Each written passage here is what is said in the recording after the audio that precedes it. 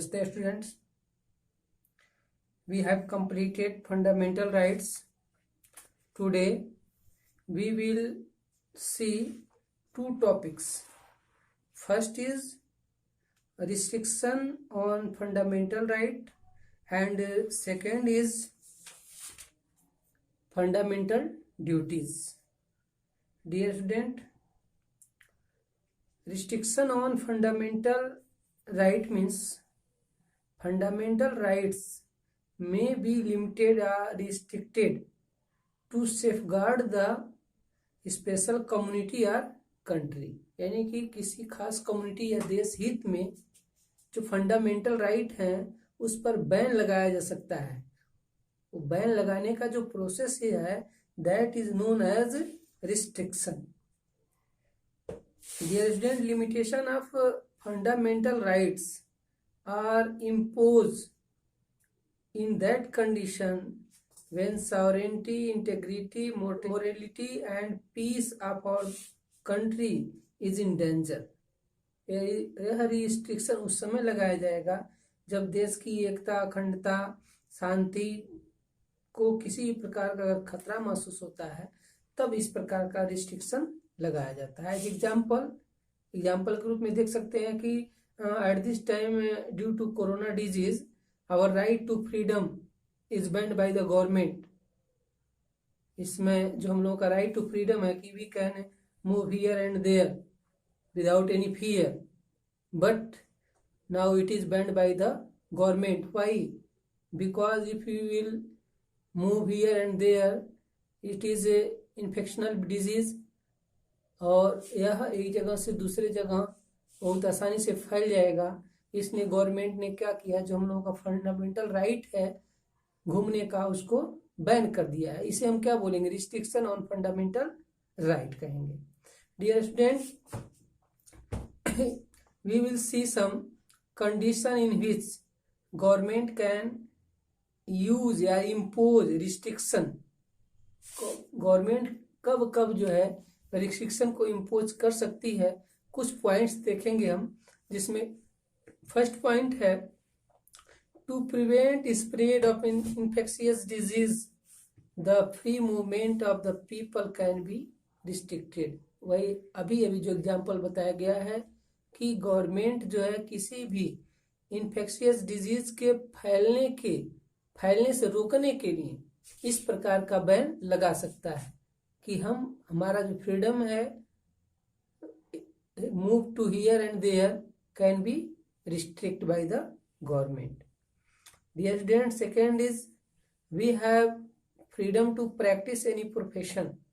हमको फ्रीडम है कि we can practice any profession, any job, any work, any type of business, any type of trade. But if profession is related to gambling और उसको बोल सकते हैं smuggling और injurious for our society or for our country, in that condition this facility or this freedom to practice any profession can be also restricted by government. ये भी जो है कि गवर्नमेंट के द्वारा रिस्ट्रिक्ट किया जा सकता है. Dear student, the third is nobody can claim to be a doctor और lawyer unless he has the essential qualification. यानी कि कोई भी व्यक्ति अगर उसके पास आवश्यक जो योग्यताएं चाहिए किसी भी पोस्ट के लिए, अगर उस पोस्ट के लिए उसके पास नेसेसरी क्वालिफिकेशन नहीं है, essential qualification नहीं है, in that condition he cannot enjoy their work. वो अपने काम का जो है कि किसी भी प्रकार से यूज नहीं कर सकता है. And fourth is we have freedom to speak, but if it will disturb the public peace then it can be also restricted by the government. यानी कि हमको बोलने का we have freedom to speak, we have freedom to express our ideas. ये सब freedom है, but sometimes it can be banned. कभी कभी इसको बैन किया जा सकता है. कब? when others' peace will be disturbed by my freedom, अगर मेरे फ्रीडम से अगर दूसरे का पीस जो है पीस भंग होता है, दूसरे की शांति गरिमा का नुकसान होता है, तो ऐसे कंडीशन में इसको बैन किया जा सकता है। एग्जाम्पल के रूप में आप समझ सकते हैं, जैसे दुर्गा पूजा के समय पंडालों में जो डीजे बजाया जाता है, उससे हमारी सोसाइटी में बहुत सारे लोग ऐसे होते हैं जो उससे डिस्टर्ब भी होते हैं। ऐसे कंडीशन में गवर्नमेंट बैन लगा देती है। उसको क्या कहती है, उस फंडामेंटल राइट को, यानी कि right to expression, right to speak, इसको क्या करती है, रिस्ट्रिक्ट कर देती है। डियर स्टूडेंट, इस प्रकार से इसका अर्थ स्पष्ट है, क्लियर है कि हम लोगों को जितने भी प्रकार के अधिकार दिए गए हैं, उन सभी अधिकारों पे बैन लगाया जा सकता है। कब? यदि वह किसी प्रकार से सोशल सेफगार्ड्स के अगेंस्ट जाता है तब, यानी कि सोशल इंटरेस्ट को बचाने के लिए इन सब फंडामेंटल राइट्स पर रिस्ट्रिक्शन लगाया जा सकता है। Dear student, now we will study about fundamental duties. Fundamental duties यानी कि मौलिक कर्तव्यों के बारे में हम पढ़ेंगे। Dear student, in the beginning there were no provision of fundamental duties in our constitution, but after the recommendation of Sword Singh committee, it was included in our constitution in 1976 according to 42nd amendment। कहने का मतलब कि जब हमारा संविधान लागू हुआ, उस समय हमारे संविधान में किसी भी प्रकार का फंडामेंटल ड्यूटी नहीं था, लेकिन बाद में उसको स्वर्ण सिंह समिति की सिफारिश के आधार पर, स्वर्ण सिंह समिति की सिफारिश के आधार पर 1976 में 42वें संविधान संशोधन के द्वारा संविधान में लागू कर दिया गया। Dear student, these fundamental duties are very necessary because if we will not do our duty, then other cannot enjoy their right। We will not do our duty, then other cannot enjoy their right। अगर हम अपना duty नहीं करेंगे तो अगला अपने right का लाभ नहीं ले सकता है। और यह right and duties both are interdependent होते हैं। ये दोनों के दोनों क्या होते हैं, एक दूसरे पर डिपेंड करते हैं। अगर राइट जहाँ होगा वहाँ ड्यूटी होना चाहिए, और जहाँ ड्यूटी होगा वहाँ पर राइट होना चाहिए। कोई बिना राइट के ड्यूटी नहीं करेगा, और कोई ड्यूटी करेगा तो वो राइट जरूर मांगेगा, अपना अधिकार जरूर मांगेगा। Dear student, the provision of fundamental right fundamental duties are taken from the country of Russia. इसको रूस से लिया गया है। यह पहले भी बताया गया है कि कुछ ऐसे प्रोविजंस हैं जो दूसरे देशों के संविधानों से कॉपी किए गए हैं, जिसमें जो फंडामेंटल ड्यूटीज का जो प्रोविजन है that is directly taken from the USSR, जो यूनियन सोशलिस्ट सोवियत रूस से लिया गया है। Dear student, in the beginning there were only 10 fundamental duties. जब संविधान लागू हुआ, जब फंडामेंटल ड्यूटीज को लागू किया गया तो उस समय केवल और केवल 10 फंडामेंटल ड्यूटीज थे। And these duties are describe in part 4A and in article 51 क से लेकर के 51 ट तक यह डिस्क्राइब किया गया है।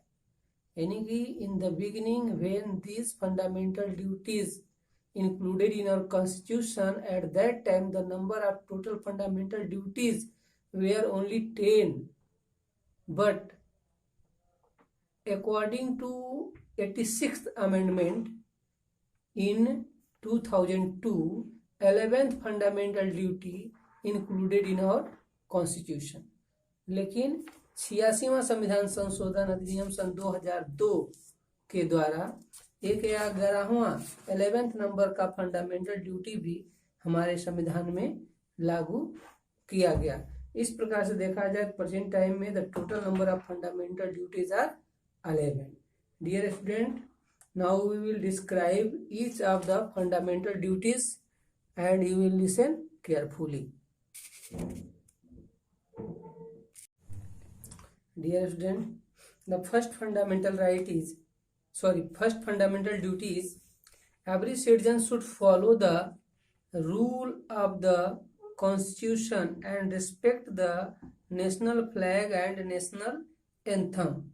इसका मतलब कि प्रत्येक व्यक्ति को चाहिए कि वो संविधान का पालन करे और उसके आदर्शों, आइडियल्स को, संस्थाओं, नेशनल फ्लैग को, नेशनल एंथम को, इन सब का वो रिस्पेक्ट करे. It is the prime duty of every citizen. Dear student, second fundamental duty is every citizen should follow those ideals which inspired our national struggle for freedom. यानी कि स्वतंत्रता के लिए हमारे राष्ट्रीय आंदोलन को प्रेरित करने वाले जितने भी हाई आइडियल्स हैं उनको अपने हृदय में संजो करके रखना और उनका पालन करना चाहिए. This is the duty of all citizens. Dear student, the third is every citizen should uphold and protect the sovereignty, unity and integrity of India. यानी कि प्रत्येक व्यक्ति को भारत की एकता, अखंडता, अप्रभुता, संप्रभुता उन सबको बनाए रखना है. यानी कि उनको समाप्त नहीं होने देना है, उसमें किसी प्रकार का दाग नहीं लगने देना है. Dear student, the fourth is every people should always get ready to serve the country. यानी कि प्रत्येक लोगों को हमेशा बुलाए जाने पर देश की सेवा के लिए तत्पर होना चाहिए, रेडी होना चाहिए. And fifth is every people should promote harmony and the spirit of common brotherhood and sacrifice to those practices which harm the respect of women. यानी कि भारत के सभी लोगों में समरसता और भ्रातृत्व की भावना का विकास करना चाहिए, जो धर्म, भाषा और क्षेत्र या वर्ग पर आधारित सभी भेदभाव से परे हो, तथा उस चीज को, उस प्रैक्टिस का सैक्रिफाइस करना चाहिए जो महिलाओं के सम्मान के लिए नुकसानदायक होता हो. ऐसे प्रैक्टिस को सोसाइटी से बाहर करने की कोशिश करना चाहिए. Dear student, sixth fundamental right, that is every person should preserve the rich heritage of our composite culture. यानी कि हमारा जो कंपोजिट कल्चर है, विभिन्न प्रकार का जो कल्चर है, सांस्कृतिक है, जिसको कंपोजिट कल्चर बोला जाता है, उसकी गौरवशाली परंपरा को, ट्रेडिशन को, के महत्व को समझना चाहिए और उसको प्रिजर्व करके रखना चाहिए. यानी कि उसको संजोए रखना चाहिए, बनाए रखना चाहिए. Dear student, the seventh fundamental duty is we should protect and improve the natural environment like forest, river, lake, mountain etc. यानी कि हमारा यह ड्यूटी है, हमारे जैसे सभी लोगों का यह ड्यूटी कि हम लोग प्राकृतिक पर्यावरण को, जिसके अंतर्गत बहुत सारे वन, झील, नदियाँ, तालाब, पहाड़ सब आ जाते हैं, या फिर उसके अंतर्गत रहने वाले सभी प्राणी, सभी के साथ दया भाव रखें और उनका प्रिजर्व करें, उनका संवर्धन करते रहें. The eighth fundamental duty is to develop scientific temper, humanism and spirit of inquiry and reform. यानी कि वैज्ञानिक दृष्टिकोण, साइंटिफिक टेम्पर, ह्यूमनिज्म यानी कि मानववाद, and the spirit of inquiry and reform. यानी कि हमको वैज्ञानिक दृष्टिकोण, मानववाद और ज्ञानार्जन तथा सुधार की भावना का विकास करना चाहिए. Dear student, the ninth fundamental duty, it describe that every person should safeguard the public property and to absorb to the violence. यानी कि प्रत्येक व्यक्ति का यह कर्तव्य है कि वह सार्वजनिक संपत्ति को सुरक्षित रखे और हिंसा से दूर रहे.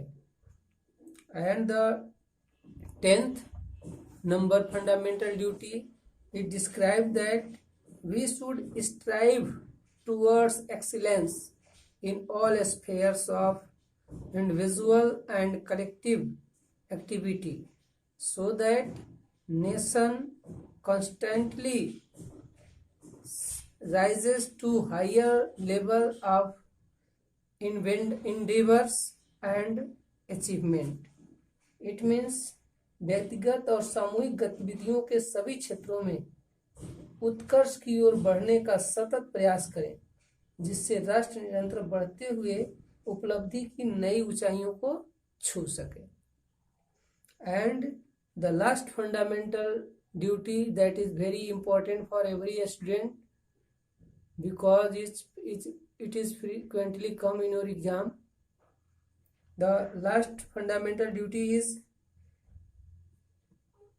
dear students, this fundamental duty was added by 86th amendment in 2002, and it describes that parents should provide opportunity for education to their children between the age of 6 to 14 years. यानी कि यह जो फंडामेंटल ड्यूटी है यह amendment number 86 2002 में जो हुआ उसके द्वारा ऐड किया गया है, और इसके अकॉर्डिंग प्रत्येक गार्जियन का, प्रत्येक पेरेंट्स का यह ड्यूटी है कि वह अपने बच्चों को 6 से जो 14 वर्ष के बीच में हैं उनको अनिवार्य रूप से शिक्षा देने का काम करें. Dear student, thus we have completed the fundamental duty, fundamental right, and tomorrow we will study about directive principle of state policy. Okay, thank you.